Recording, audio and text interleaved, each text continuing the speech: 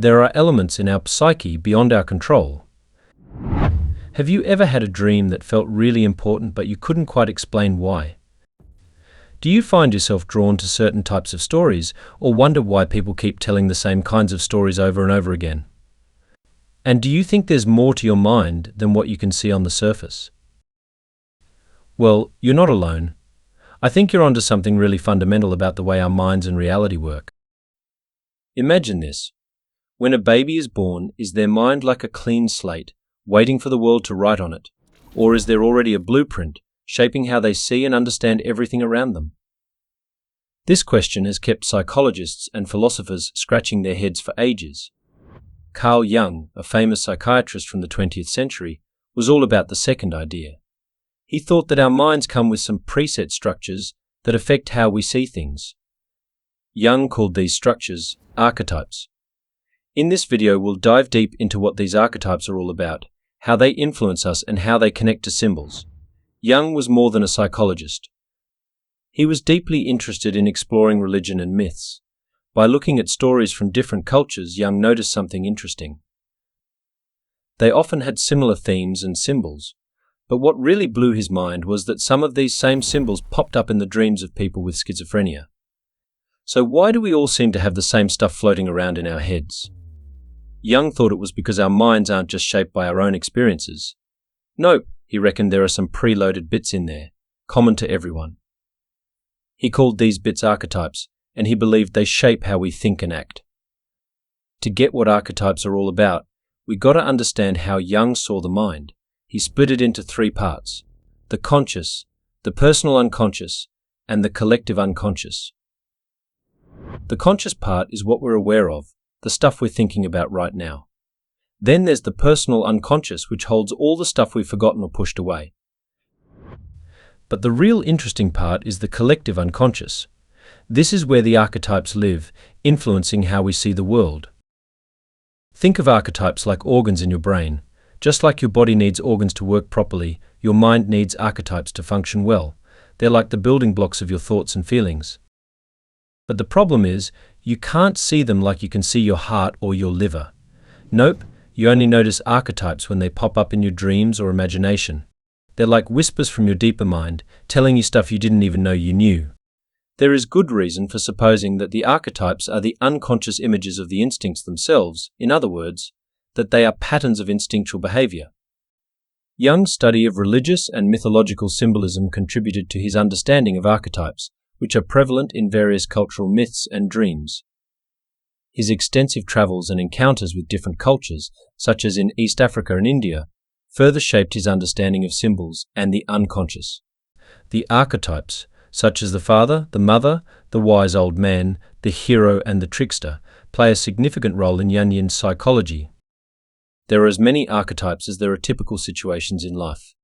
Endless repetition has engraved these experiences into our psychic constitution, not in the forms of images filled with content, but at first only as forms without content, representing merely the possibility of a certain type of perception and action. Among the numerous archetypes identified by Jung, 4 are regarded as the major ones.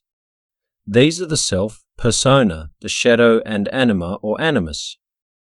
The self, the most significant archetype, is the totality of an individual's personality, transcending the ego. Jung believed that the self is the key part of our mind, helping to organize our thoughts and feelings. He thought that the self is very important because it helps create many of the symbols we see in religions and myths.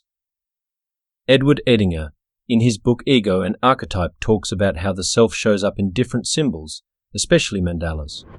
Mandalas are designs that usually have a circle with a center, and they often include other shapes like squares or crosses, showing themes like wholeness and balance.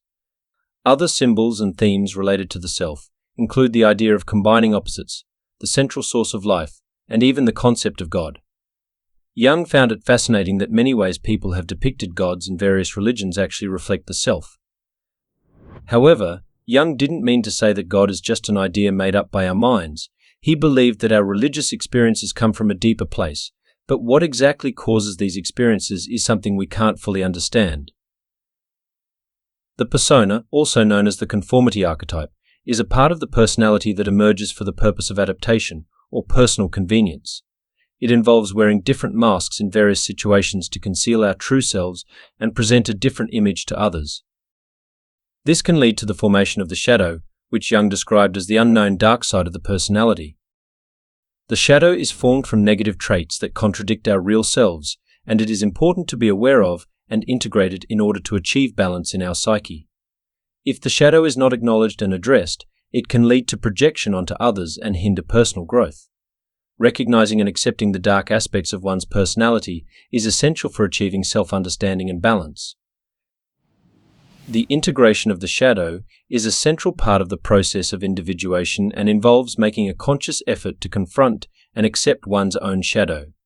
This process is continuous and requires ongoing self-reflection throughout one's life. Failure to integrate the shadow can result in becoming a slave to its influence, rather than maintaining control over one's conscious personality. The concepts of anima and animus are found in the shadow, representing two opposite sex figures within the psyche. The anima is the unconscious feminine aspect in a man, embodying all feminine psychological tendencies, while the animus is the unconscious masculine aspect in a woman.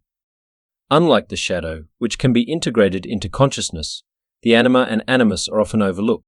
Man's anima is associated with the passive, nurturing qualities of eros, resembling a child seeking maternal protection. Woman's animus is tied to the rationality of logos, allowing for assertiveness and critical thinking. The anima appears in dreams and fantasies as a personified figure, originating from the unconscious rather than the mother archetype. The recognition of the anima brings forth a triad comprising the masculine and feminine subjects and the transcendent anima. In women, it leads to the transcendent animus. Archetypes appear in myths and stories worldwide, reflecting universal themes. They might also shape our lives through dreams or altered states of consciousness. It is also possible for the unconscious or an archetype to take complete possession of a man and to determine his fate down to the smallest detail. Jung believed that we need to explore these archetypes so we can gain insight into our minds and the world around us. We also need to speak about symbols. According to Jung, they're like signposts guiding us toward aspects of our mind that aren't immediately visible. Signs, like stop, are straightforward. They tell us what to do. But symbols? They're a bit more enigmatic. They hint at something significant, but it's not always clear what it is. Symbols don't point to tangible objects. Instead, they direct our attention to hidden thoughts or emotions. Do we ever understand what we think? We only understand that kind of thinking which is a mere equation from which nothing comes out but what we have put in. That is the working of the intellect. But besides that, there is a thinking in primordial images, in symbols which are older than the historical man, which are inborn in him from the earliest times, and, eternally living, outlasting all generations, still make up the groundwork of the human psyche. It is only possible to live the fullest life when we are in harmony with these symbols.